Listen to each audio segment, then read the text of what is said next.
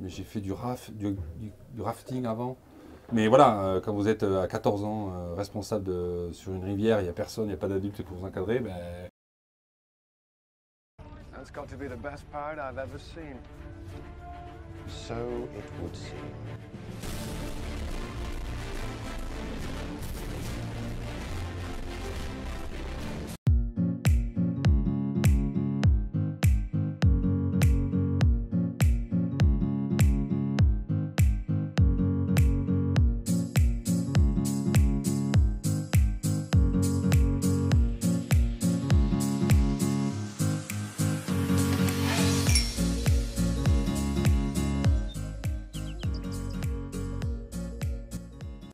Allez, santé messieurs. Patrick, Cyril, Cyril, ma poule. bienvenue. Merci. Alors comme vous pouvez le remarquer cette semaine, on n'est pas au Métropole, mais on est chez TechFirm. Tout à Et fait. on a son directeur avec nous, Pascal. TechFirm, c'est qui, c'est quoi, c'est comment, c'est... Toute histoire. Ouais. Bon, c'est une société que j'ai pas créée, mais qui a 20 ans cette année, qu'on a racheté avec mon associé Alexis en 2011. On était deux, comme on est parti de deux. Aujourd'hui, on est 300 à peu près, mais chaque année, Alexis est toujours là. Alexis est toujours là. Les salariés historiques sont toujours là. Donc ça, on a vraiment une forte image d'entreprise, donc les gens sont contents chez nous, ils restent. Ensuite, donc 2011, on était au Quai du Rhône. Ça, c'est le lieu historique. Et là, il y a un pas décisif qui se fait. On avait 200 mètres carrés. Ici, on est à 1200 mètres carrés. Voilà, pour pouvoir mieux se développer. Ouais, Voilà. Ça allait avec la croissance, quoi. Ouais, parfait. Et vous faites quoi? Alors, on fait le terme générique, c'est de l'engineering. C'est-à-dire que nos salariés sont des ingénieurs. Ils travaillent sur des projets qui soient industriels, informatiques. Voilà, c'est les deux grosses activités. Donc, nos clients sont dans l'informatique, on va dire des banques, des grands consommateurs d'informatique comme des horlogers par exemple. Ouais. On a ça. Et en industrie, c'est plutôt du ferroviaire, beaucoup de ferroviaire en Suisse. Ok. La pharma, tout ce qui est les grandes marques du nez, Givaudan, voilà, Firmenich, etc. Donc la pharma qui aujourd'hui avec le Covid évidemment est à la mode. Hein, Ouais, voilà. je Mais, pense, ouais. et une particularité aussi qu'on a tout au sein de nos activités, on fait ce travail-là dans le monde entier. D'accord. C'est-à-dire que depuis Genève, on envoie des ingénieurs dans le monde. Alors, étant donné on est plutôt des Français ici, des anciens Français, donc c'est l'Afrique souvent. Voilà. Ok. Ça, c'est Afrique noire, Afrique ouais, Maghreb. voilà. ou- Et surtout sur des projets énergie, barrages, photovoltaïque, éolien. Ok. Voilà. Ok. Donc à 2, 300. Ouais. Et développement des activités aussi, du coup. Ouais, bah ouais, en 2016, on a eu un virage en 2016 où vraiment on a élargi notre portefeuille d'activités. Voilà. Nous aujourd'hui, l'ADN de TechFirm, c'est vraiment les hommes. Voilà. Moi aujourd'hui, historiquement j'ai la chance d'être là le premier, mais aujourd'hui, moi je suis plutôt dans l'administratif. Donc je rencontre des clients, je rencontre des consultants, j'anime le groupe, mais le travail c'est plutôt tous les gens qui sont autour là. Voilà, c'est ça. Ici on a ce qu'on appelle la salle des machines, parce qu'on a appelé nos bureaux le bateau, voilà, parce qu'il y avait une forme de bateau. Et donc on a décidé de nommer les pièces, la salle des machines. Alors pas les machines au sens, c'est parce que c'est grâce à eux que le bateau avance. Voilà. Et que les machines ça, fonctionnent. Ouais. Voilà, c'est ça. C'est grâce aux hommes. Ouais. Moi, ce que j'aime bien dans ta société, c'est que quelque part, il n'y a qu'à de voir ton look, tu as vraiment mis ton ADN là-dedans. Tu peux nous parler des valeurs qui vraiment, je sais qu'on a vu la vidéo, je vous invite à la regarder sur YouTube de tes 20 ans, des 20 ans de la boîte, tes employés parlaient des valeurs et de l'état d'esprit. Tu peux développer ça? Ouais. Alors, j'ai plus 20 ans, tu as remarqué peut-être? Bah là-bas, mais en même temps. Donc, moi, ma vie, j'ai des grands-enfants, 27 ans, j'ai bientôt grand-père. Donc, tu vois, je ne suis pas là pour exploser. Moi, j'ai bien vécu, j'étais salarié de grandes multinationales. Donc, aujourd'hui, ce que j'ai vu dans les multinationales qui se perd un peu, c'est que l'humain n'est pas au centre. Voilà. C'est le profit. Voilà. Et quelque part, ils se perdent là-dedans parce qu'on a vu aujourd'hui avec les histoires d'épidémie, les hommes, c'est le plus important. Voilà. C'est grâce à eux que ça avance. Et là-dedans, moi, je voulais vraiment partager. Je dis toujours, mon slogan en trop, c'est vaut mieux avoir une petite part d'un gros gâteau qu'une grosse part d'un gâteau minuscule. Voilà. Donc partager. Voilà. Et c'est là qu'on se retrouve plus, c'est de pouvoir 1 plus 1, ça fait pas 2. Voilà. Ça fait 3. Tu nous fais du Vandame là. Ça fait Vandame là. Ah non, lui il disait 1 plus 1, ça fait 1. Ouais, 1 plus 1 fait 1, ouais. Mais ça peut faire aussi 1. Bon. Après, quand on grossit, évidemment, chacun a ses personnalités. assez comme une famille. Voilà. Et mon rôle aujourd'hui, quand même, c'est d'être. Je suis un peu plus ancien aussi au niveau de l'âge, mais d'arriver à concilier tous ces caractères forts, parce qu'on a quand même des caractères importants. Et donc, il faut arriver à vraiment voilà, faire que la mayonnaise prenne. Voilà. T'es garant de l'unité. Garant, j'aime pas ce mot-là, Non. parce que J'ai ça failli veut dire patriarche, mais là ça faisait aussi un peu. Ouais, Tu viens de lui remettre 10 ans de plus. Ouais, garant, ça veut dire que ça serait que moi qui l'aurais, quoi, tu vois. D'accord. Ouais. Non, chacun. Nous, l'économie durable, c'est voilà, c'est tous les jours. On a un cuisinier ici, mais c'est une personne qui fait le ménage. Mais le ménage, c'est tout le monde qui le fait. Voilà. Chacun doit. Je range un truc. Non, il n'y a pas quelqu'un qui va passer derrière. C'est le rôle de tout le monde, quoi. On est tous responsables de ces actes et de ce qu'on réfléchit à ce qu'on fait. Voilà. Ça, c'est important. Les garants. Moi, je rêve que d'un truc, c'est qu'il y en a un qui me pousse dehors. Voilà. Voilà. Les gars, Tu sais qu'ils vont la regarder, les gars, Ouais, rangez vos couteaux, sortez les dents. Mais pour l'instant, ça va. Pour l'instant, ça va. Ouais. Comment Mon téléphone sonne toujours. Hélas. Hélas. Comment, dans un univers comme celui-là, tu arrives à rester up-to-date, compétitif et au goût du jour? Alors, un ami commun aurait dit l'agilité, ce mot à la mode, agilité. Le bon sens. Voilà, la Suisse, moi je suis français, je suis arrivé en Suisse il y a presque maintenant 13-14 ans. Voilà, ce que j'ai retrouvé en Suisse, pourquoi la Suisse est un lieu qui quand même économiquement dans le monde pèse, c'est parce vous avez, je ne suis pas encore suisse, mais vous avez su garder le sens de paysan, quoi, le bon sens, quoi, pratique. Voilà, on ne va pas faire des procédures pour faire des procédures, quoi. On fait une procédure parce qu'il y en a besoin. Ouais. Voilà. Et on le voit aujourd'hui, moi, la réunionnite, je travaillais 60 heures par semaine et je passais presque moitié de mon temps en réunion, quoi. Voilà. C'est pour ça que moi je refuse de travailler avec des gros groupes parce que quand tu es consultant et que tu dois faire réunion sur réunion, à la fin tu calcules ta marge et tu... Ouais. Moi je dis toujours, avant de lancer une réunion, est-ce qu'on a besoin de la réunion et quel est le sujet? Voilà, si on a vraiment besoin, on l'a fait. Alors on a vu aujourd'hui avec le Covid, on a fait pas mal de télétravail, comme la plupart de tous, et donc on a découvert les fameux...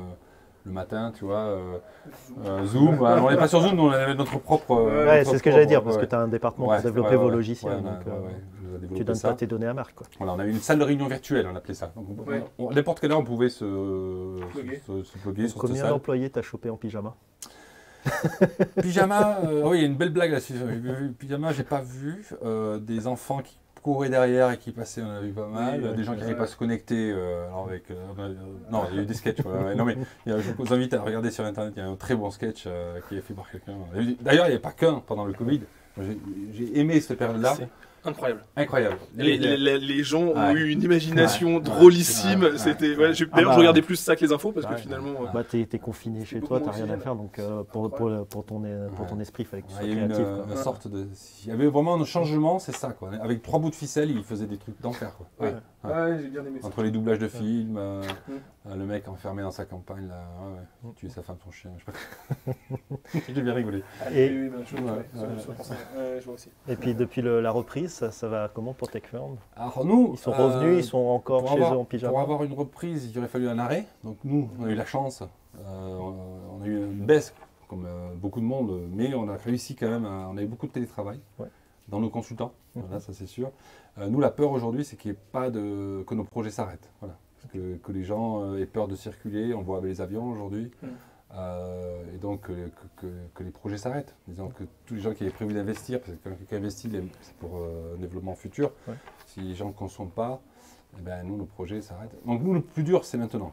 Voilà. C'est quitter ce torpeur où les gens restaient chez eux et on découvert la joie de rester à la maison. Hein. Moi, j'étais chez Ikea hier. C'était tout vide, quoi, les rayons. Ils n'avaient plus rien, ils étaient dévalisés. Dévalisés, les gens ont acheté beaucoup pour leur maison. Après le PQ, je crois que ça a été les meubles et puis le bricolage qui a bien fonctionné. Tu sais que moi, le Covid, ça m'a fait comprendre en fait ce qu'était l'effet papillon. Jusque-là, je comprenais pas. Mais en fait, maintenant, je sais que quand il y a un mec en Asie qui bouffe un kebab de pangolin, en fait, ça crée une pénurie de PQ en Ile-de-France. Et ça m'a permis vraiment de comprendre ce qu'était l'effet papillon, tu vois. Il y a des choses qui sont extraordinaires dans cette histoire-là, c'est que j'ai pas compris l'histoire du PQ. Quoi. Mais moi non plus. Ah, mais personne l'a compris. J'ai pas compris. Autant les pâtes, le riz, je viens de comprendre. Ou alors c'est que les gens le piquaient au boulot, j'en sais rien, mais c'est ça. Non, ils faisaient des masques avec. C'est ça en fait. Ou la momie. La momie de PQ, tu vois, il y a peut-être des fantasmes comme ça. Les gens. Ah ouais, tu veux partir là-dessus, t'es sûr? Bah, vous connaissant, non, je pense Est-ce pas. que toi, tu veux Après, c'est ton émission, après les autres, on fait comme tu veux. Oh, mais non, il est 11h30, on va rester ça. voilà. Tu sais, on fait l'émission depuis ici parce que tu as voulu le côté un peu corporate, mais j'ai vachement hésité à descendre. Alors là, c'est la salle des machines, la salle d'en dessous. Tu peux nous expliquer ce qu'il y a?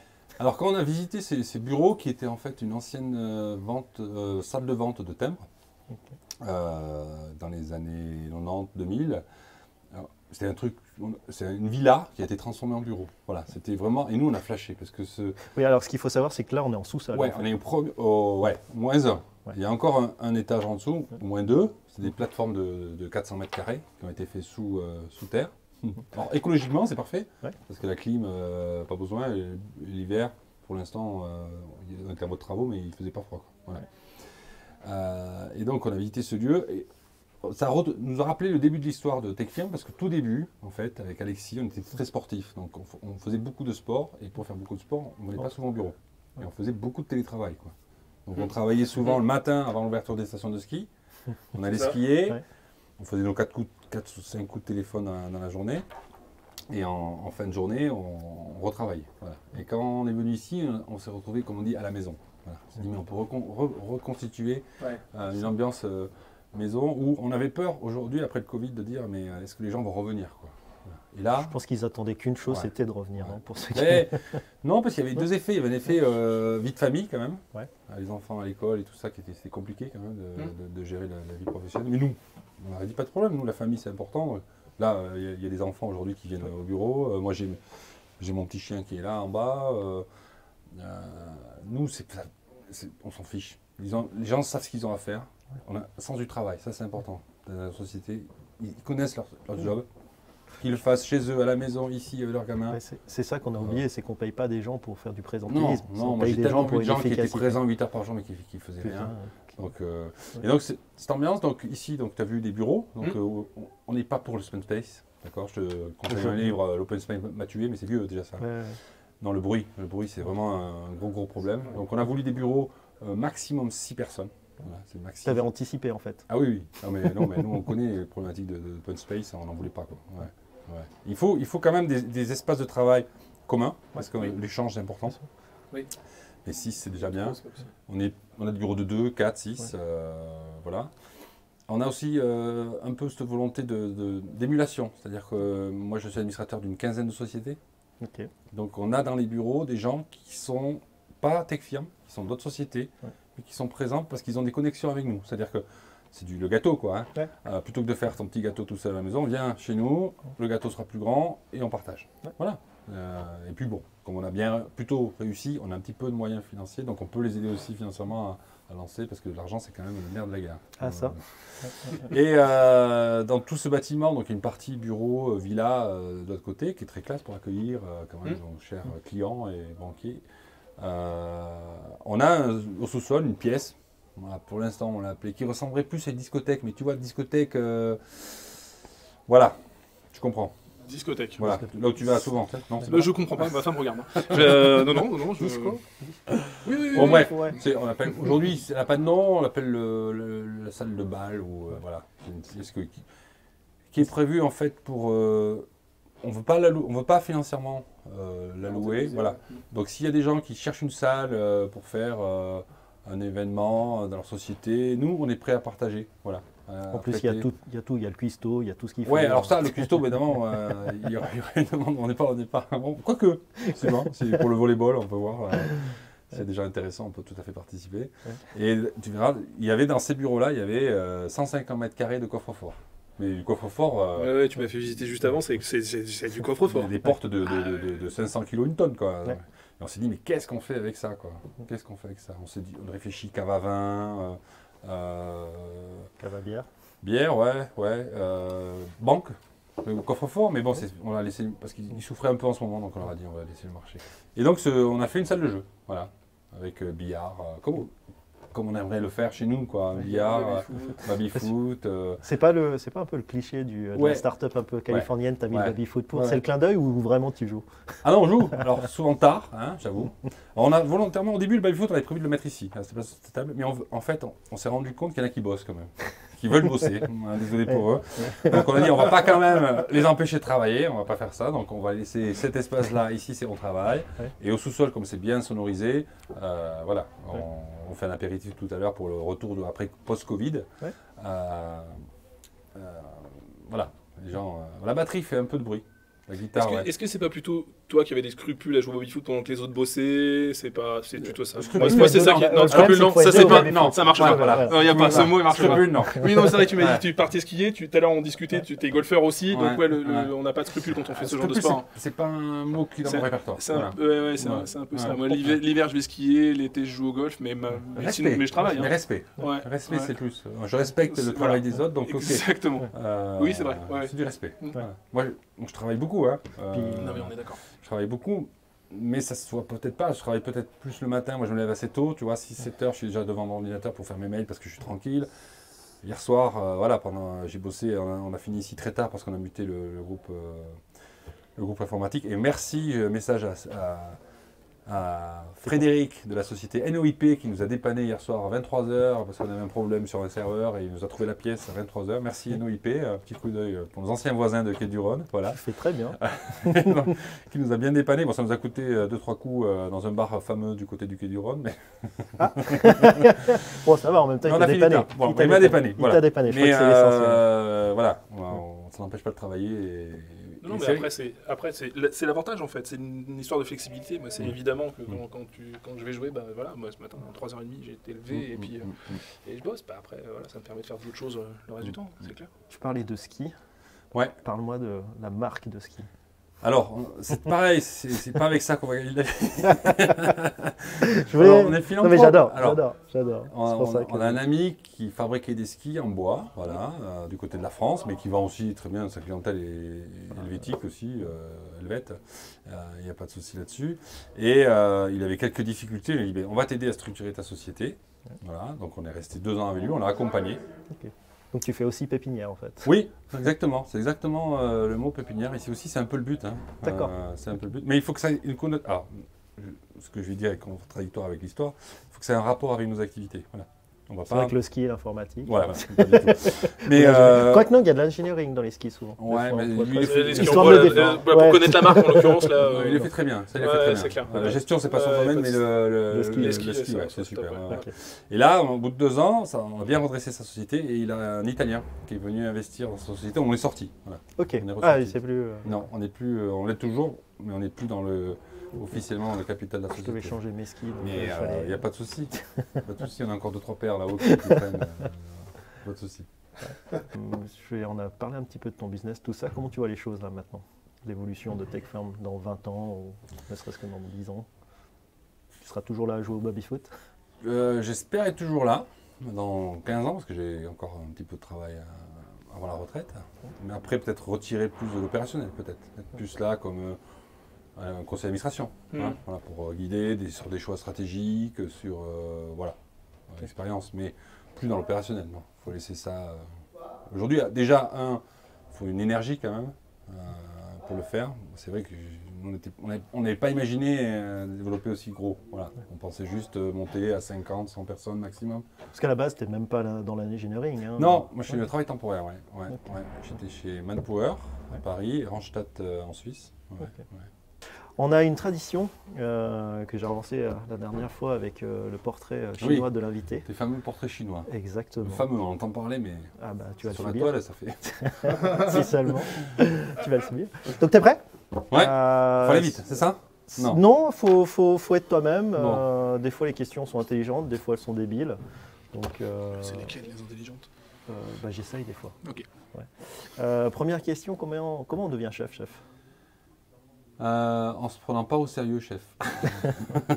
On m'a souvent posé la question. En fait, moi, j'ai créé ma première société, j'avais 20 ans. Voilà, et puis les choix, il faut les faire, quoi. Voilà.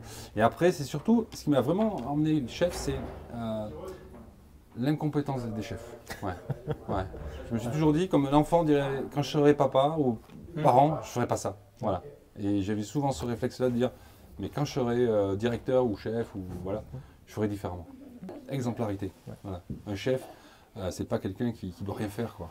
Sinon les autres, ils ont dit, mais attends, il doit bosser comme les autres.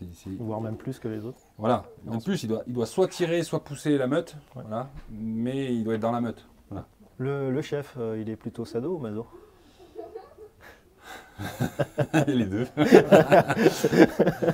Avec le grand sourire, il y a plein d'images. Il y a plein de trucs dans tes questions. Ouais. Ça dépend des gens. Moi, je suis plutôt maso. Ouais. Maso. Ouais, je suis plutôt maso. Maso. Moi, pour moi, après, mes sados, ça marche aussi. Hein. Après, le retour de bâton, quoi, sans jeu de mots. non, il y a des gens qui sont très contents d'être gérés par un sado. Hein. Ça leur plaît. Et il faut pour tous les goûts. Voilà. Mais ici, c'est plutôt la bonne franquette. Ça a l'air, vu le bruit qu'on vient d'entendre, un gamin qui court. Avec le chien. Avec le chien. Le chien, ouais. Une chanson que tu chantes sous la douche? Je chante pas sous la douche. Parce que sinon, tu bois de l'eau, non? Je sais pas comment on va mener. Ça dépend comment tu... Et non, je chante pas sous la douche. Dans la voiture. Ouais. Mais là... Et qu'est-ce que tu chanterais dans la bagnole? Dans la bagnole, on découvre, on vieillit. Je me suis surpris à être sur Nostalgie comme radio, tu vois. Ah, mais ça, c'est l'effet quarantenaire, Ouais, quadra. c'est ça. Et en fait, tu fais du zap sur les radios et à la fin, tu te dis, c'est bien cette musique, j'aime bien, tu vois. Et tu regardes Nostalgie, merde. Et puis là, dans le rétro, tu vois ton père. Ouais, non, ils n'écoutaient pas forcément ces chansons-là, mais ils écoutaient la même. Bon, eux, ils ont su s'adapter pour le coup. Voilà. Une chanson pour faire un câlin. Pour faire un câlin.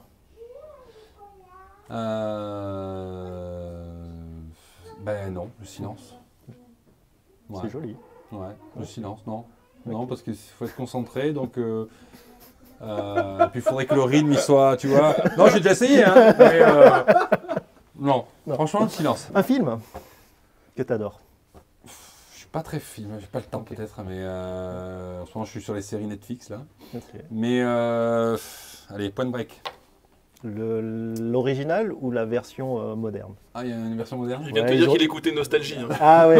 L'original. Non, celle que celui qui cassait l'écouter. Celui-là. Ouais. Voilà, celui-là. Ouais, donc, un film bien pourri que t'adores, du coup. Ah, bien pourri.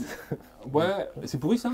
Non, c'est culte. Non. C'est devenu culte. C'est culte. C'est devenu culte. Brice de Nice. Ouais, j'avais compris, merci. Non, mais pour les plus jeunes. Peut-être pour les plus jeunes. Igor de Segor, non, c'est culte. Non, c'est culte. Il n'y a pas. Il n'y a pas de gens cons, c'est un film con. Ouais. C'est le problème quand on assume en fait, c'est qu'on trouve rien pourri. Bah ouais. Non. Et puis combien on dit c'est con mais qui l'ont regardé et qui l'ont regardé.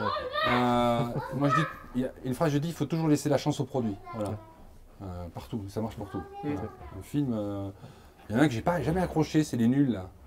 Les Cités de la Peur. Cités de la Peur. J'ai jamais accroché à ça. Pourtant, je sais que c'est. Par contre, je viens de recevoir un appel, je vais y aller. C'est mon film culte. Moi, je suis désolé, je dois aller. Je suis pas entré dedans. Voilà, mais il faut le regarder 45 fois minimum. Hein. Moi, c'est. Alors, c'est peut-être pour ça que j'ai pas accroché, mais bon, après, les bronzés, tout ça, je suis fan. Si t'étais une blague. Je serais la mauvaise chute parce que je suis nul en blague. Voilà, je m'améliore mes l'âge, mais je suis nul. L'histoire du. Non, c'était en off. C'était en off. Je pense qu'on se prend la micro. Non, on a fait, comme on a dit, on a fait des vidéos l'année dernière, on a fait les blagues carambar. Ouais. On l'a pas diffusé sur le net parce que. Non. Tu croises les gamins que tu étais à 20 ans, tu lui dis quoi? À 16 ans, pardon, tu lui dis quoi? Putain, c'est.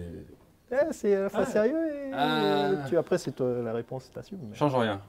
Ouais. Tu feras des erreurs, mais change rien. Voilà. Okay. Personnalité vivante ou morte avec qui tu aimerais passer la soirée à refaire le monde, et puis une autre plus si affinité. Avec ma compagne, passer une soirée. Ce qui est une célébrité. Alors pour refaire le monde ou... Non, on ne fera pas le monde avec elle, on fera d'autres choses.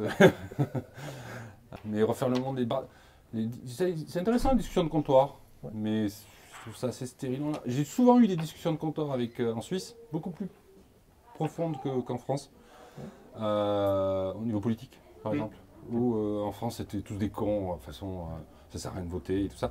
En Suisse, il n'y a pas ça. Vraiment, les gens sont impliqués dans la vie politique et dans la vie de leur canton, mairie, village. Donc j'aime bien ce pays pour y vivre et pour vouloir y rester. Voilà, c'est vraiment le niveau, je trouve, des discussions avec tout le monde, voilà, est très intéressant. Mais Depardieu, j'ai parlé de Depardieu hier soir. Ouais, Depardieu, c'est un personnage, mais pas mais il est souvent à Genève d'ailleurs. Ah ouais. Il vient de temps en temps. Ouais. Question Ardisson. Ouais. Tu te rappelles de Thierry Ardisson? Ouais, tout à fait. Ça, c'est ma culture. Est-ce que tu as couché pour réussir et surtout, est-ce que tu as pris du plaisir? Je n'ai pas couché pour réussir, hélas. C'était pas faute d'être d'accord, mais. J'aurais pu, mais non. Donc je ne pourrais pas te répondre à la deuxième question. Mais en fait, si je fais des choses en général, c'est pour le plaisir.